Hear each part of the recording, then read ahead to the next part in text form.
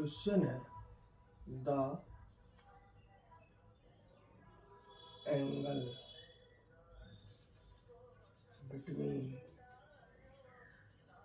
The end points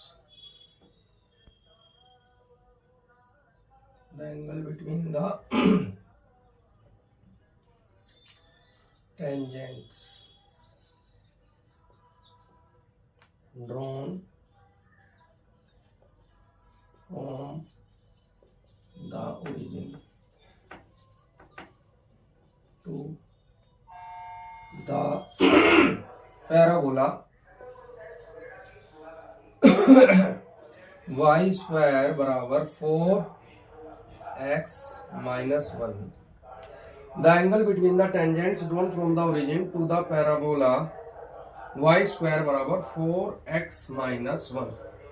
देखिए, इससे करने से पहले हम वर्टेक्स, फोकस, डायरेक्ट्रिक्स को समझ लेते हैं। उसके लिए हम एक क्वेश्चन और करते हैं। क्वेश्चन क्या है? The end points, find and points of latus rectum of the parabola y minus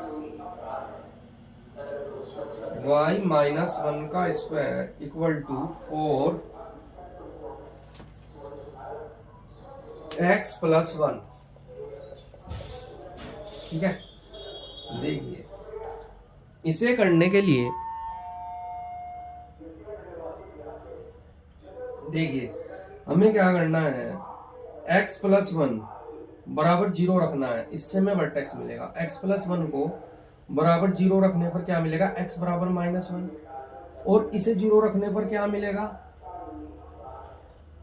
y बराबर 1। इसे 0 रखने पर क्या मिला? x बराबर माइनस 1। तो ये इसके क्या हो गए? वर्टेक्स। तो वर्टेक्स क्या हो गए? ये अगर पैराबोला हो, कहां पर बनाऊं इसको? ठीक है, ये तो समझ में आ ही गया क्वेश्चन, बस ये लिख लेते हैं ना। यहां बनाते हैं इसको।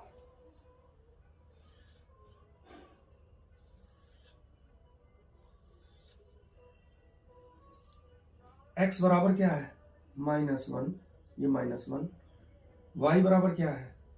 1। y बराबर क्या हो गया? 1। तो माइनस 1 और 1, माइनस 1 और 1 कहाँ पे हो गए? यहाँ पे। तो ये क्या हो गया? वर्टेक्स हो गया पैराबोला। क्या हो गया? माइनस 1 और 1, ये वर्टेक्स हो गया। ठीक है, माइनस 1 और 1 वर्टेक्स हो गया। अब हमें ध्यान रखना है, वर्टेक्स से फोकस कितनी दूरी पर है? जितनी भी दूरी पर है उतनी ही दूरी पर वर्टेक्स से अपोजिट साइड में डायरेक्ट्रिक्स होगी। ये क्या है? ये लेटस रेक्टम की लेंथ है। कितनी है? यहाँ पे 4। तो 4a बराबर क्या हुआ? 4। तो a बराबर क्या हुआ? 1। इसका अर्थ क्या है कि वर्टेक्स से 1 यूनिट की दूरी पर क्या है? फोकस है। वर्टेक्स क्या है? माइनस 1 1, माइनस 1 1, ये वर्टेक्स है यहाँ पर। इससे 1 यूनिट की दूरी पर, यानी ये हो गया आपका 0 1, ये आपकी फोकस हो गई। डायरेक्ट्रिक्स कहां पे हो गई? यहां पे हो गई 1 यूनिट की दूरी पर, यानी कि 1 यूनिट की दूरी पर यहां पर कौन सा पॉइंट हो जाएगा? 0 1। ठीक है, ये आपकी डायरेक्ट्रिक्स हो गई। और पैराबोला की डेफिनेशन क्या होती है? पैराबोला ऐसे बिंदु का, ये पैराबोला पर बिंदु है, ऐसे बिंदु का लोकस है जिसकी किसी पॉइंट से दूरी, किसी फिक्स्ड पॉइंट से दूरी बराबर होती है किसके? फिक्स्ड लाइन पर डाले गए लंब के बराबर होती है। ठीक है, फिक्स्ड पॉइंट क्या कहलाता है? फोकस, और वो फिक्स्ड लाइन क्या कहलाती है, डायरेक्ट्रिक्स। इनका अनुपात क्या कहलाता है, इसेंट्रिसिटी, जो कि पैराबोला के लिए 1 है, क्योंकि दोनों बराबर हो गई आपस में। ठीक है, अच्छा, तो ये पता चल गया। अब देखिए, अगर ये पैराबोला हो हमारे पास, अगर ये पैराबोला हो y² बराबर 4ax, तो ये इसकी नाभि होगी a0, और इसके एंड पॉइंट्स क्या होंगे लेटस रेक्टम के, a2a, a-2a। ठीक है, यानी हमने 0 में 2a जोड़ा, तो यानी y कोऑर्डिनेट में दुगना जोड़ेंगे a का। a क्या है यहां पर, 1 है। a क्या है यहां पर, 1 है। a क्या है यहां पर, 1 है। y कोऑर्डिनेट 1 है, इसमें 2 जोड़ेंगे तो क्या आ जाएगा, 0 3। अब इसके नीचे चलेंगे, -2 जोड़ना है, -2 जोड़ने पर हम यहां पे पहुंच जाएंगे 0 -1 पर। तो एंड पॉइंट्स क्या हो गए लेटस रेक्टम के, 0 3 0 -1। ठीक है, ये हमने पैराबोला के बारे में सब कुछ मोटी मोटी जानकारी ले ली। अब देखिए, एक बात का और ध्यान रखिए कि ये जो दूरी है, ये वाली दूरी, फोकस से डायरेक्ट्रिक्स की दूरी किसके बराबर होती है, फोकस क्या बोल रहा हूं कि वर्टेक्स से डायरेक्ट्रिक्स की ये परपेंडिकुलर डिस्टेंस किसके बराबर होती है, वर्टेक्स से फोकस की दूरी के बराबर होती है। ठीक है, इसका अर्थ क्या हुआ, यदि हमें डायरेक्ट्रिक्स और फोकस के बीच की दूरी दी गई हो, डायरेक्ट्रिक्स और फोकस के बीच की दूरी दी गई हो, ऐसे उसकी एक्सिस पर, ऐसे उसकी एक्सिस पर, ऐसे उसकी शक्ल बन रही हो, तो हम उसका आधा करके क्या फाइंड कर सकते हैं, वर्टेक्स। अगर पैराबोला ऐसा बन रहा हो तो उसका आधा करके हम क्या, कहां पर आ जाएंगे, उसकी वर्टेक्स पर आ जाएंगे। ठीक है, दूसरी बात क्या है कि इसकी एक फॉर्मूला और है कि हाफ ऑफ लेटस रेक्टम, ये तो हो गया क्वेश्चन, कि half of latus rectum, L से निरूपित करते हैं लेटस रेक्टम को, हाफ जो 2l होती है, इसका हाफ क्या हो गया, l हो गया। हाफ ऑफ लेटस रेक्टम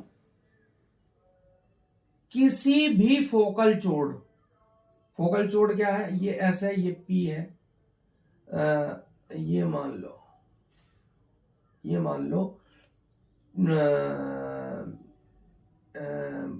ये है T, ये क्या है, T डैश है ना, तो S Q मान लो, Q डैश, ये वाला पॉइंट Q, ये वाला पॉइंट Q डैश, ये वाला पॉइंट Q डैश, ये वाला पॉइंट Q डैश। ठीक है, तो मतलब ऐसे है, देखिए ये है, ये S है, ये Q है, ये Q डैश है।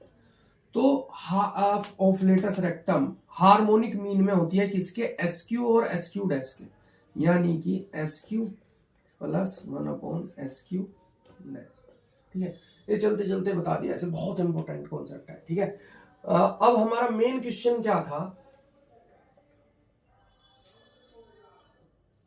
मेन क्वेश्चन क्या था हमारा कि the angle between the tangents drawn from the origin to the parabola y² बराबर 4x - 1। देखिए, अगर हमारे पास, इसे तो हम करेंगे ही,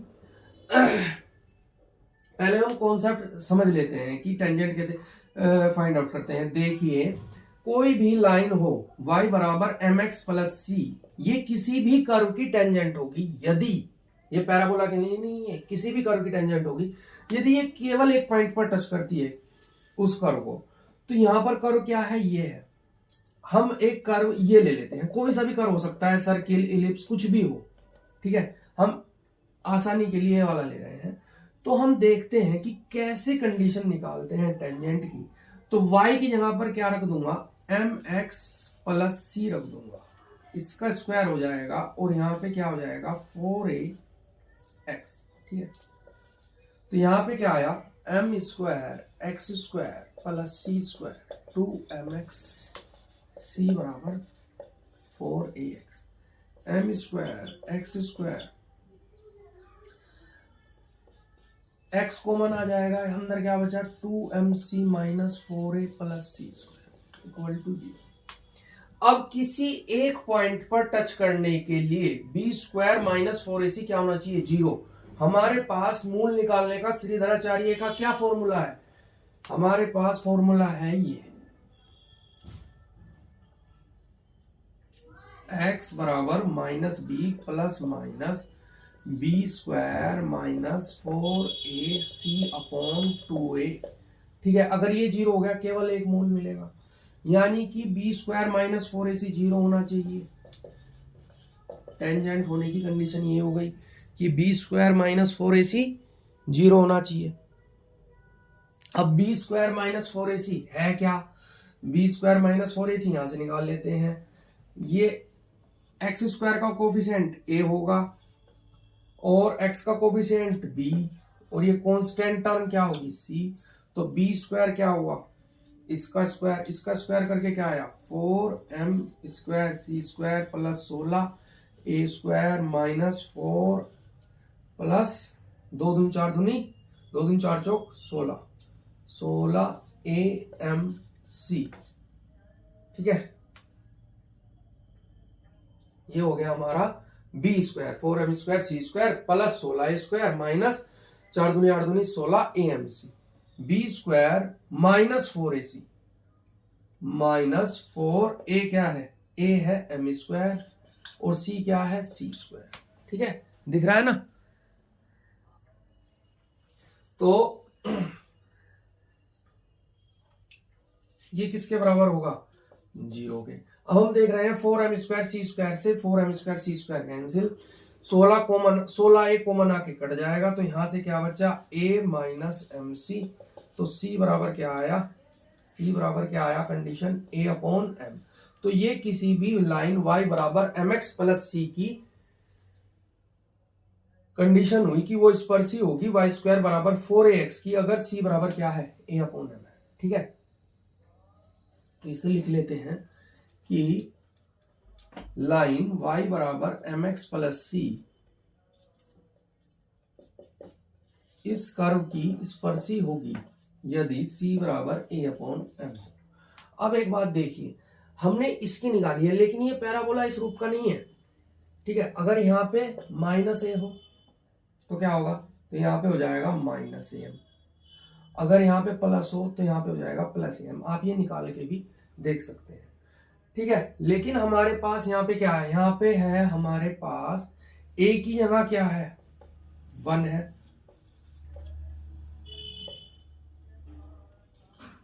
और ओरिजिन से टेंजेंट खींची गई है, यानी y एक्सिस पर कटांतरखंड कितना है 0 है। तो m बराबर क्या हो गया 1/m इंप्लाइज m स्क्वायर बराबर 1। m बराबर क्या आ गया प्लस माइनस 1।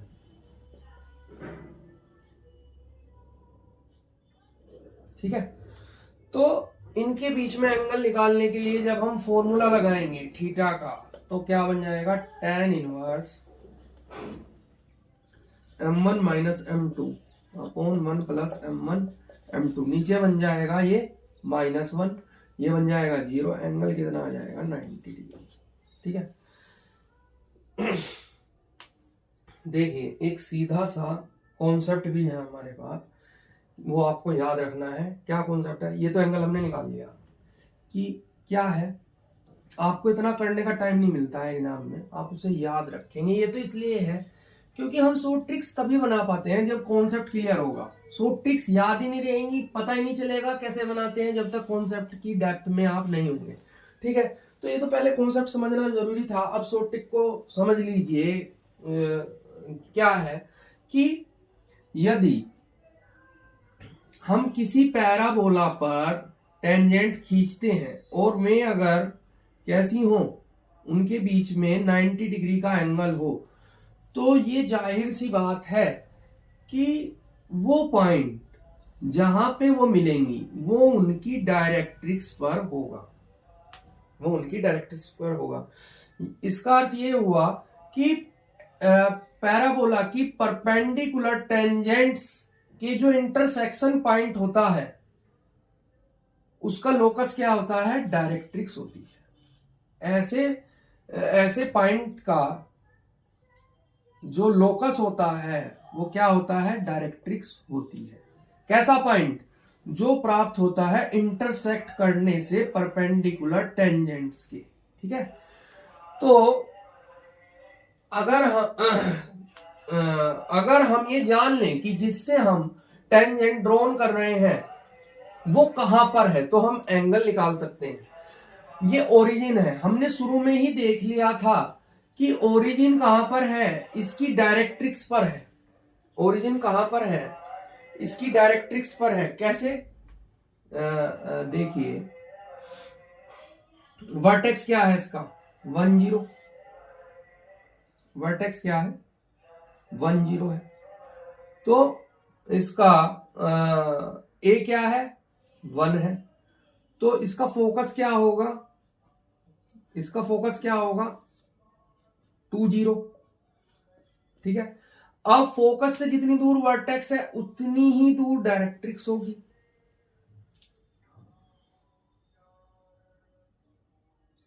उतनी ही दूर डायरेक्ट्रिक्स होगी। ये 1 0 है, फोकस क्या है, 1 0। इससे 1 यूनिट इधर चले तो फोकस मिल गया, वर्टेक्स से 1 यूनिट इधर चले तो फोकस मिल गया, 1 यूनिट इधर चलेंगे तो हम डायरेक्ट्रिक्स पर पहुंच जाएंगे। यानी 1 यूनिट इधर चल के क्या हुआ, 0 0 पर पहुंच गए। और हमसे कहा ही ये गया है, ये पॉइंट कहां पे, ये क्या हो गई, इसकी डायरेक्ट्रिक्स हो गई। डायरेक्ट्रिक्स क्या हो गई, x बराबर 0। अब हमें कहा ही ये गया है कि ओरिजिन से टेंजेंट ड्रॉ की गई है। अब ओरिजिन किस पे है, ओरिजिन है आपकी डायरेक्ट्रिक्स पे। और हम जानते हैं डायरेक्ट्रिक्स के किसी पॉइंट से खींची गई टेंजेंट्स के बीच में एंगल कितना होता है, 90 डिग्री होता है। तो हमें कुछ भी फाइंड आउट करने की जरूरत है ही नहीं, क्योंकि डायरेक्ट्रिक्स से खींचे गए टेंजेंट्स के बीच में एंगल हमें पहले ही पता है कि कितना होता है, 90 डिग्री। तो ये कितना हो गया, 90 डिग्री। ठीक है, ऐसे कर लेंगे सीधा। इसका चित्र बनाया, पता चला कि ये तो 0 0 जो है इसकी डायरेक्ट्रिक्स पर है, उससे टेंजेंट खींची गई थी, तो उनके बीच में एंगल कितना होना चाहिए, 90 डिग्री होना चाहिए। बस ये आंसर हो जाएगा। देखते साथ टिक लगा दो।